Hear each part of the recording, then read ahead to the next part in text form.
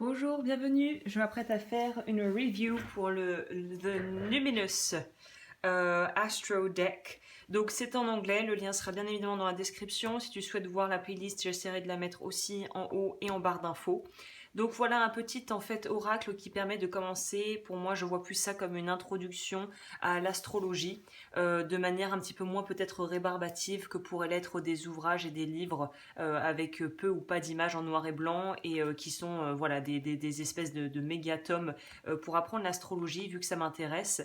Et je suis tombée sur ce petit deck que je trouve très bien fait, qui est peut-être un peu trop succinct pour vraiment avoir une approche approfondie, notamment si tu pratiques déjà l'astrologie, je pense qu'il y aura peut-être pas assez d'infos. Mais en tout cas, pour quelqu'un qui débute, je trouve que c'est très bien fait, c'est clair, c'est simple. Voilà, malheureusement c'est uniquement en anglais, c'est toujours ça un peu le bémol avec les choses éditées à l'étranger. Donc voilà, ça ressemble à ça, les cartes arrivent comme ça, et ça te permet en fait de pouvoir commencer à travailler, voilà le dos des cartes j'ai dû les montrer, ça permet de commencer à travailler de manière ludique et directement en entrant dans la pratique, pardon, bah voilà, les sextiles, semi-sextiles, les phases astrologiques, pas tant lunaires je crois, mais en tout cas les planètes. Donc on a une petite illustration, le nom et des mots-clés. Et je trouve que c'est pas mal fait. On a aussi les signes astrologiques avec des petites descriptions des signes. Ouais, Cancer, Capricorn, Gemini.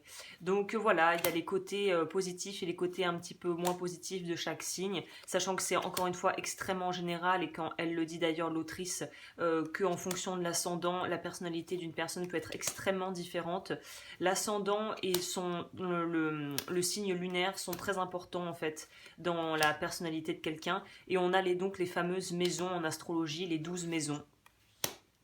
Donc je pense que c'est un bon petit oracle qu'on peut utiliser déjà pour pouvoir faire un complément, c'est-à-dire avoir les maisons si on n'y connaît pas encore grand-chose en astrologie, peut-être mettre à côté ou dessus, de pouvoir recourir avec par exemple une lame du tarot pour chaque maison et de voir ce que ça donne. Je pense que ça peut aussi être une bonne façon de faire et d'avancer de manière simple et en apprenant en fait en même temps qu'on pratique.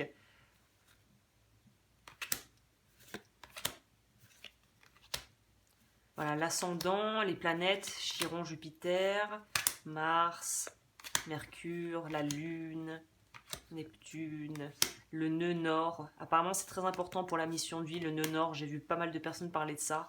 Pluton, Saturne, le Soleil. The Numinous Mystery, c'est la carte qu'ils ont ajoutée eux, Uranus et Vénus. Donc voilà, c'est un petit oracle qui paye pas de mine, mais que je trouve pas mal foutu, avec un petit livret qui est concis, mais qui va à l'essentiel, qui se lit facilement. Donc voilà, si tu veux te le procurer, je mettrai le lien. Et bien évidemment, c'est en anglais malheureusement, donc voilà, j'essaierai de trouver peut-être des choses en français, mais pour l'instant, j'ai mis la main que sur des choses qui sont faites par des publishers, comme on dit, des